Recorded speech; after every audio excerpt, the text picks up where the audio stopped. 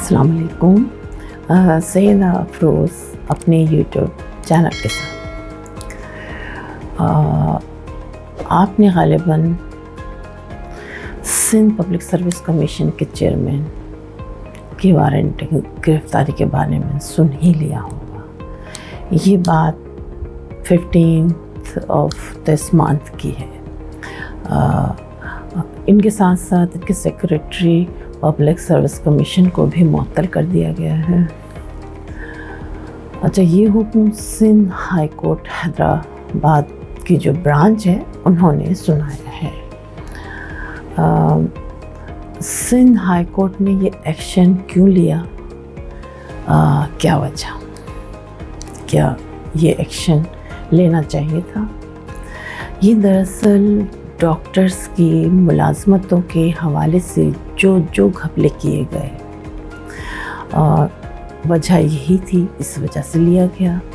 और इस वजह में यूँ समझ लें कि मेरिट का, बच्चों के मेरिट का कत्लेआम हो रहा था। ये अहकामात 15 अप्रैल को सिंध हाई कोर्ट की हैदराबाद ब्रांच ने जारी किए।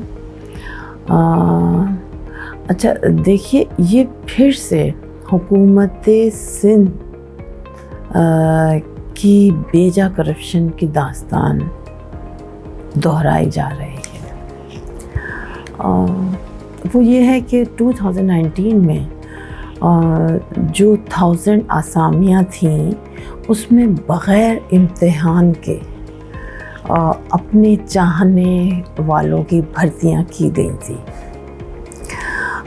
अच्छा, 2019 में ही पब्लिक सर्विस कमीशन ने 1783 खाली आसामियां थी, उनको पुर करने को कहा गया था।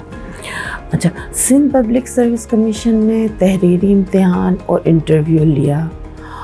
अच्छा, उसके बाद उन्होंने रिज़ल्ट के तौर पे ये बताया कि सिर्फ़ और सिर्फ 736 मेरिट पर पूरे उतरे हैं और 1000 से ज़ायद आसामियाँ खाली रह गई हैं।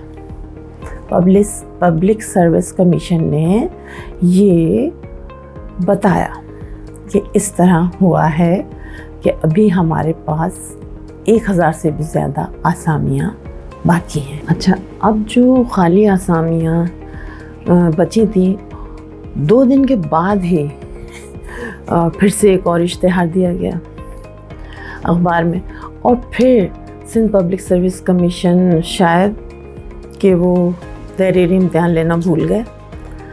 इंटरव्यू किया और फ़ौरन ही सिंध पब्लिक सर्विस कमीशन ने हुकूमत सिंध के साथ मिल के जो भी हुआ, इन सब नाकारा डॉक्टर्स को भर्ती कर दिया बग़ैर तहरीरी इम्तिहान के, बग़ैर किसी टेस्ट के। अच्छा, और इस तरह से यूँ समझ लें कि यही तो है जो मेरिट का लफ्ज़ रुस्वा कर रहा है। कहाँ से मेरिट आ गया? मतलब वहाँ तो एग्ज़ाम ही नहीं हुआ ना। ये सोचिए आप, इनको भर्ती कर लिया गया और नतीजतन सिंध में तमाम गैर मेयारी और सिफारशी डॉक्टर आपको भर्ती किए हुए नज़र आएंगे। इस तरह नहीं होता ये, बहरहाल। और तमाम मुस्तहिक उम्मीदवार ने फिर उन्होंने बड़े से ग्रुप बनाए और उन्होंने जाकर अदालत में चैलेंज कर दिया बहुत से एविडेंस के साथ। और कोर्ट में सेक्रेटरी को तलब करने के बावजूद सेक्रेटरी जो हैं वो गायब हो गए और नहीं आए। और लेकिन अदालत को पूरा रिकॉर्ड मिल गया, उन तक पहुंच गया। अच्छा, सोचने की बात यह है कि ये कोई आम मसला नहीं है, ये आप मतलब बल्कि आने वाली नस्लों के लिए, ये तो आप उनके मुस्तक़बिल के साथ खिलवाड़ कर रहे हैं, एक तरह से उनके मुस्तक़बिल को तबाह कर रहे हैं। आने वाली जनरेशन कैसी होगी आप सोच सकते हैं। जो मेरिट पे आ सकते हैं, आ रहे हैं, आपने उनको पसे पुश्त डाल के, तो वो जो नालायक किस्म के स्टूडेंट्स रह चुके हैं, نقل کر کے اور کس طرح سے نہ جانے وہی تعلقات استعمال کر کے جو پاس ہو کے جو ڈاکٹر بن گئے ہیں ان کو آپ نے فوری طور پہ لے لیا. کیوں؟ یہ رشتہ داریاں کب تک آپ نبھائیں گے؟ وہ دراصل یہ لوگ وہ ہیں جو اس پوسٹ کے قابل ہی نہیں. یہی وجہ تھی جو وہ پاس نہیں ہوئے تھے اور ان کو بغیر ایگزام کے بھرتی کر لیا گیا پھر سے. ان لوگوں نے جنہوں نے کہ پٹیشن دائر کی ہے ان میں سے بڑی تعداد ان لوگوں کی ہے جو پہلے تحریری ٹیسٹ ہوا تھا اس میں فیل ہوئے تھے. پٹیشن بتایا گیا ہے کہ اس میں باقاعدہ رشوت تعلقات چلے ہیں اور اپنے لوگوں کو نوازا گیا ہے. ابھی یہ معاملہ زیر سماعت ہے. انشاءاللہ اس کا بتایا گیا ہے پرسوں کہہ رہے کہ ہے نا 22 اپریل کو اس کی سماعت ہوگی. آخر میں بس صرف ہم یہی کہیں گے کہ مستقبل کے چراغوں کو ہوا نہ دیں.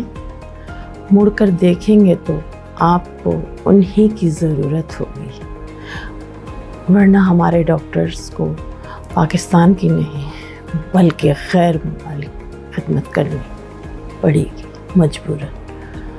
اور یہ سب اعلیٰ عہدیداران کی سوادید پر ہے کہ وہ آخر چاہتے کیا ہیں.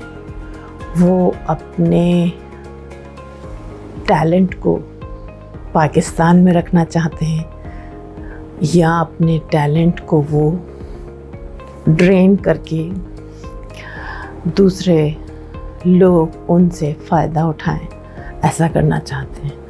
پلیز آپ لوگوں سے امید ہے کہ حقدار کو حق ضرور دیجیے.